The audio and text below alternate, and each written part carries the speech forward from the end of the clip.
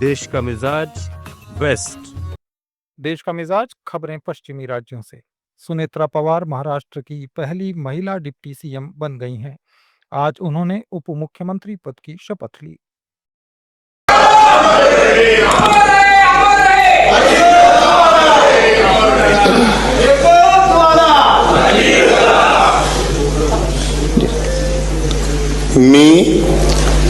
मी सुनेत्रा अजित पवार गांभीर्यपूर्वक प्रतिज्ञा करते की कायद्याद्वारे स्थापित झाले आहे अशा भारताच्या संविधानाबद्दल मी खरी श्रद्धा व निष्ठा बाळगीन।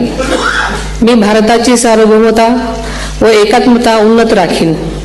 मी महाराष्ट्र राज्याची उपमुख्यमंत्री म्हणून माझी कामे निष्ठापूर्वक व ससद विवेक बुद्धीने पार पाडेन आणि संविधान व कायदा यानुसार सर्व तऱ्हेच्या लोकांना मी गांभीर्यपणे व निपक्षपातीपणे तसेच कोणाच्याही विषयी ममत्वभाव किंवा आकस न बाळगता न्याय वागणूक देईन।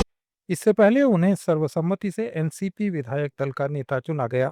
सुनेत्रा पवार का नाम वरिष्ठ एनसीपी नेता दिलीप वलसे पाटिल ने प्रस्तावित किया और खाद्य और नागरिक आपूर्ति मंत्री छगन भुजबल ने इसका समर्थन किया। कांग्रेस ने कहा है कि बीजेपी महाराष्ट्र में एनसीपी को खत्म करने का आखिरी चैप्टर लिख रही है।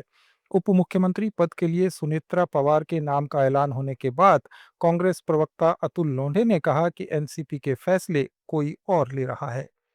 जिसको पता न हो और निर्णय हो रहे हो तो ये निर्णय कौन कर रहा है? हो सकता है कि वो अपने दल को अभी भी अलग समझ रहे हो और उनके ज्येष्ठ नेताओं ने ऐसा निर्णय लिया हो और पवार साहब की इस तरह से टिप्पणी आना और फिर अलग अलग नेताओं की टिप्पणियाँ आना, तो इससे साफ संकेत है कि कुछ तो भी ऐसा हो रहा है जिसमें परिवार इन्वॉल्व नहीं है।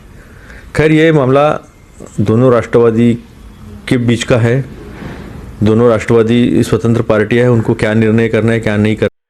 राजस्थान के पूर्व मुख्यमंत्री अशोक गहलोत ने बीजेपी सरकार पर राजस्थान में गुजरात की फर्मों को ठेके देने का गंभीर आरोप लगाया है। उन्होंने कहा कि राजस्थान के व्यापारी 2 साल से शिकायत कर रहे हैं कि गुजरात की फर्मों और ठेकेदारों को लगातार काम दिया जा रहा है। ये किसे खुश करने की कवायद है, सब जानते हैं।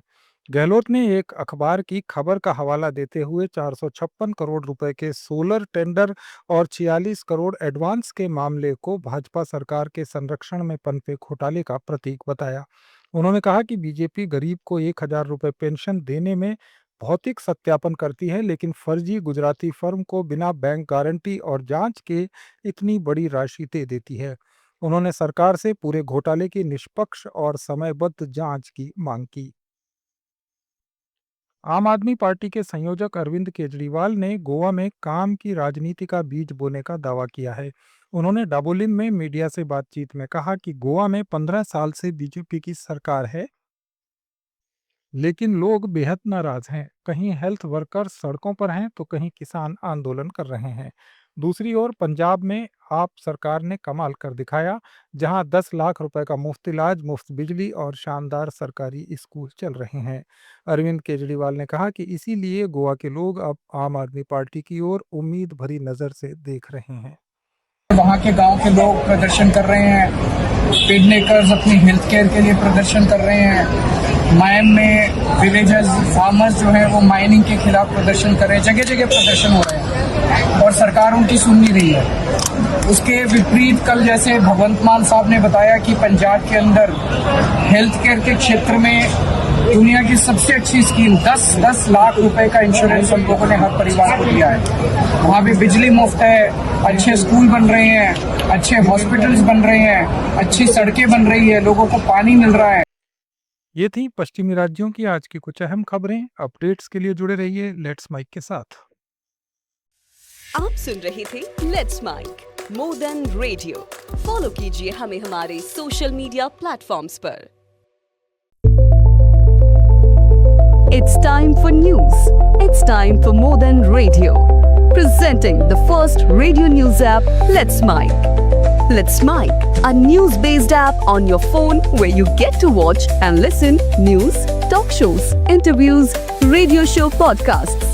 On Let's Mic, you get all relevant information of TV, print, radio, podcast, and digital. Let's Mic talks about